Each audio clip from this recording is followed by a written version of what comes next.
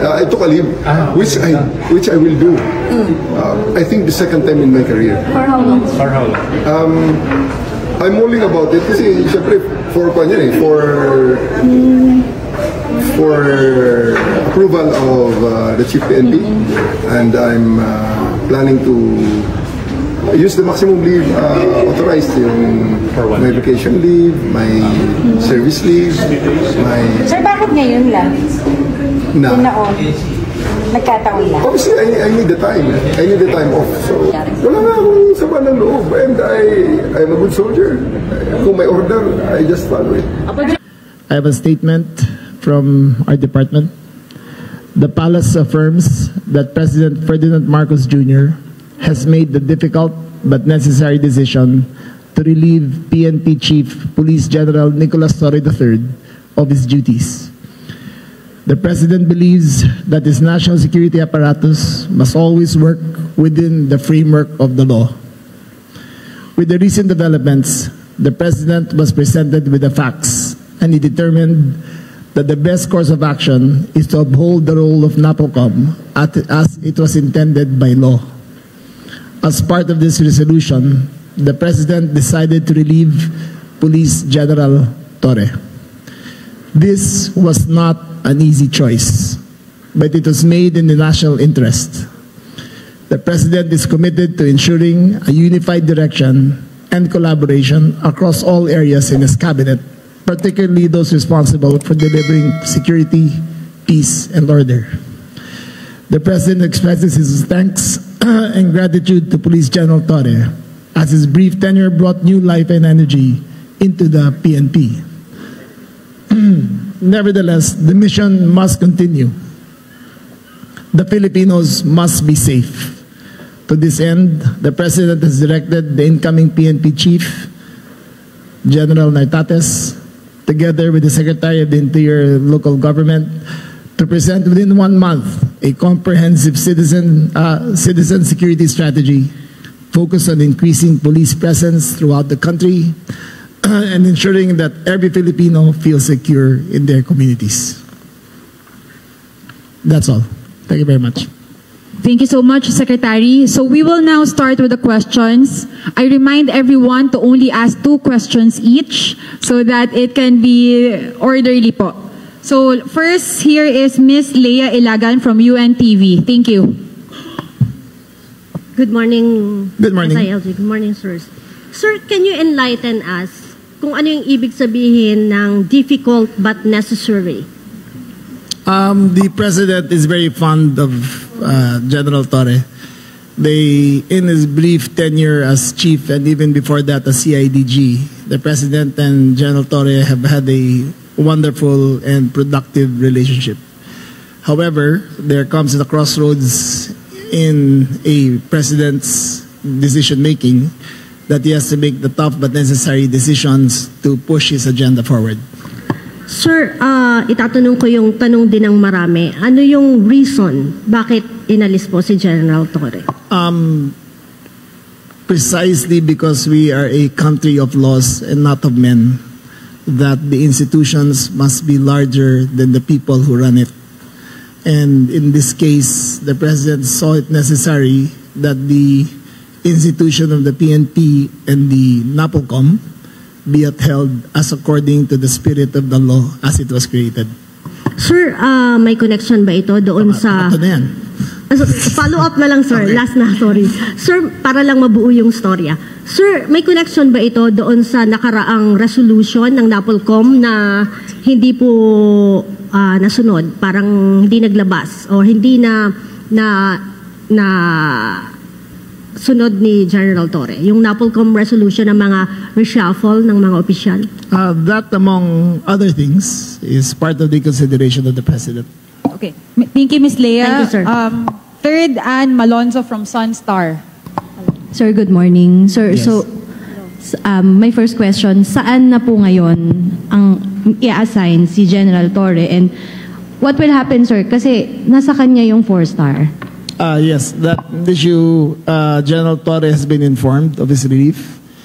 He has the option of retiring or staying, but the question of the 4-star will be with the NAPOLCOM to take up, but that is a collateral issue only to that who will be running the PNP, which will be formally, as of today, General Narcates.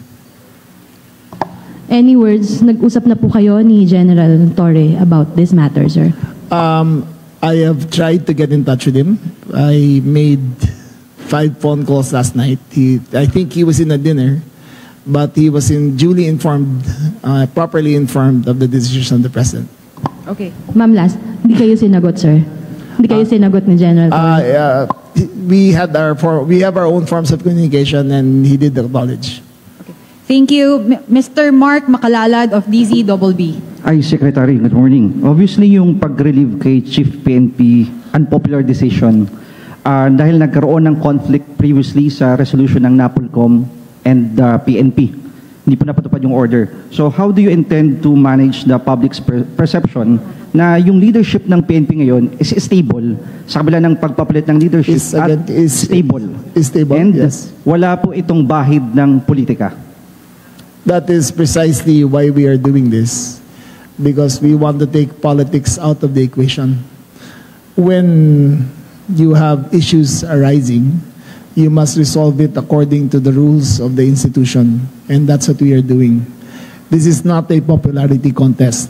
This is a question of maintaining the integrity of the institution. Sir, binalikan ko yung resolution ng NAPOLCOM 2025-0531 adopted last August 14 states that non-compliance with the requirements herein prescribed shall subject accountable officers to administrative sanctions. So itong pag-relieve kay General Torre, parte ng sanctions dahil hindi sa pagsunod doon sa NAPOLCOM resolution? There is no sanction. The NAPOLCOM has not taken any sanctions as a body, nor has it been discussed, nor has it been filed. This is a personal decision of the President, and he has, after careful perusal of the facts, the order came from the Office of the President and not the NAPOLCOM. Okay. Hindi pa po natin maisisiwalat ang detalye patungkol po dito. Pero confirm po na may inaalok pong posisyon.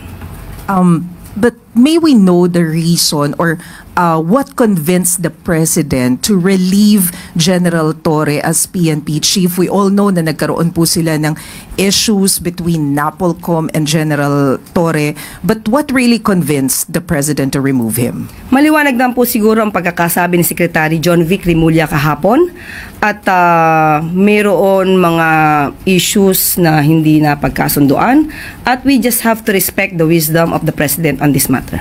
Ang pagkaalam ko na-demote si Narcates at yung Bapang General na Ilocano, nagdadaing kung bakit daw nangyari yun. Kaya sinita ko siya, sabi ko, hoy, ba't ganun? Nako, may balik yan, magdahan-dahan ka. Hindi ko naman alam, magiging dilang anghel ako at nagpapaumanhin ako, wala akong alam. Ang alam ko lang, ang balita ko, doon sa mga appointment ng mga RD at iba pa, talagang hindi sila nakipagkonsulta kay Secretary John Vic. Hindi naman tama yun. Siyempre, may boss tayong lahat. Boss na si John Vic. At ikalawa, masyadong maingay at maugong na nagmamalaki yung ibang classmate niya na tatakbong presidente o vice-presidente sa 2028. At nakita na nakapaske yung kanilang mukha at sabi pa nga nung iba, hindi lang pala politiko ang EPAL. Kaya parang inaabangan na rin siguro inaabangan na rin ng ibang tao dahil may nadidinig na pang-aam. So ma'am, namumuliti ka na rin siya? Start na? Parang yun yung sense ng ibang kapulisan.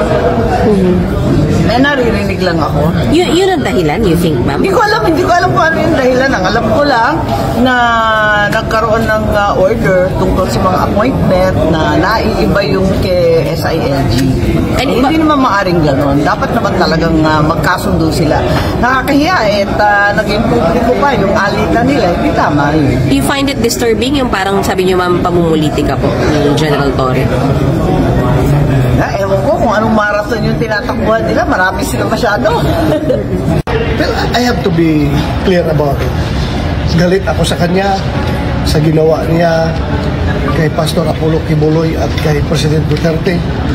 Pero ngayon naawa ako sa kanya Dahil after nung ginawa niya lahat-lahat, binigyan siya ng posisyon, tapos sinibak na rin siya. Galit ako na naawa ako sa kanya. Because I've been there. What if ako ang nandyan, nakaupo, at sinunod ko lahat ng orders ng nagbibigay ng orders sa akin. Lahat na ginawa ko. Kahit na yung bordering to illegal acts, unconstitutional acts, questionable acts. Ginawa ko na lahat-lahat. Pagkatapos, ngayon, tanggalin lang niyo ako ng unceremoniously. That's my opinion as a former chief PNP. Ganun na yung feeling ko. Okay. But then, it doesn't erase na talagang masamang loob ko niya sa kanya, sa ginawa niya panahon pa ni Pastor Kibuloy at panahon ni President Duterte yung ginawa niya. Masama ang loob ko sa kanya. But right now, naawa ako sa kinalalagyan niya. Until now, masama loob niya, sir? Until now, sir, masama ang loob niya? Yes! Hanggat hindi